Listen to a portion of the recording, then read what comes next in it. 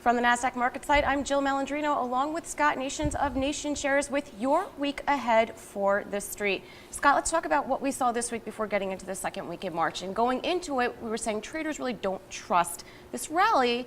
We saw Ukraine-Russia situation sort of warm versus hot. Right. Jobless numbers are a little bit better. Monday was a down day, but really kind of shrugged off. Well, I think the interesting thing last week, anyway, was the fact that while the S&P was doing great, the 10-year Treasury yield said not so much. The VIX said not so much because it was above 14, and then gold said not so much. So I think that all of those markets are skeptical.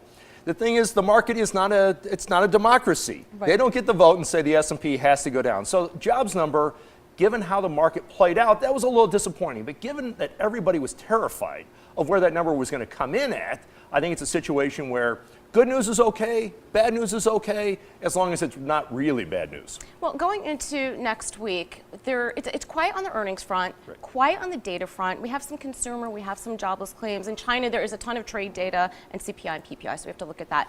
Earnings relatively quiet. We have GoGo, which was a hot IPO this year, up 51%. And Taylor reporting ARO and Buckle. So we have those retail names. Everyone's looking at that. They want to see the strength of the consumer. This weather's over with.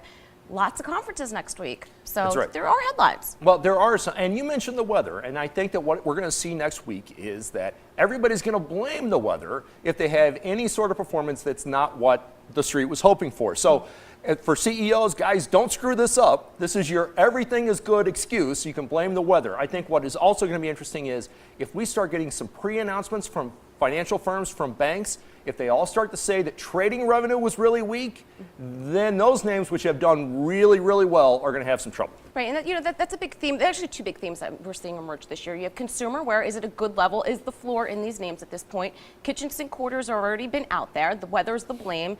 Shopping season's coming up for the spring. No one shopped this winter. I mean, who wanted to go to the mall? And then same thing with the banks, the big conglomerates. Nobody wants that anymore. They're all concerned about investment banking and trading. Right. And that's what they're looking for. That's right, and trading may be a real problem. Let's face it, all of these big banks, they face a new landscape. How are they going to do? They're not going to be able to make as much money trading as they used to. As far as the consumer is concerned, I would think that there's quite a bit of pent-up demand. That said, the consumer is incredibly fickle, and so I think that some names are going to do well, some consumer names are not going to do really well, and it's going to be tough to figure out which is which until we get those reports. And finally, to wrap it up, this has been a really hard market to trade from a macro perspective because it just continues to go up. Shorting it has been as futile as it was in 2013, but it's been great for some singular stock trading. Taking a look at options quickly, we looked at options profits at 1 month implied volatility versus historical on the S&P. Right. It's elevated.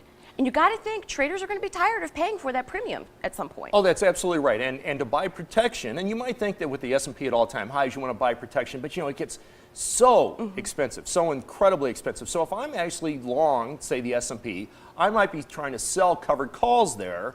That's a great way to collect some premium. If I get called away, I get called away at absolutely all-time highs. That's probably not the worst thing in the world. I collect that premium, gives me a little bit of downside protection. Okay, thanks very much, Scott. For The Street in New York, I'm Jill Malandrino.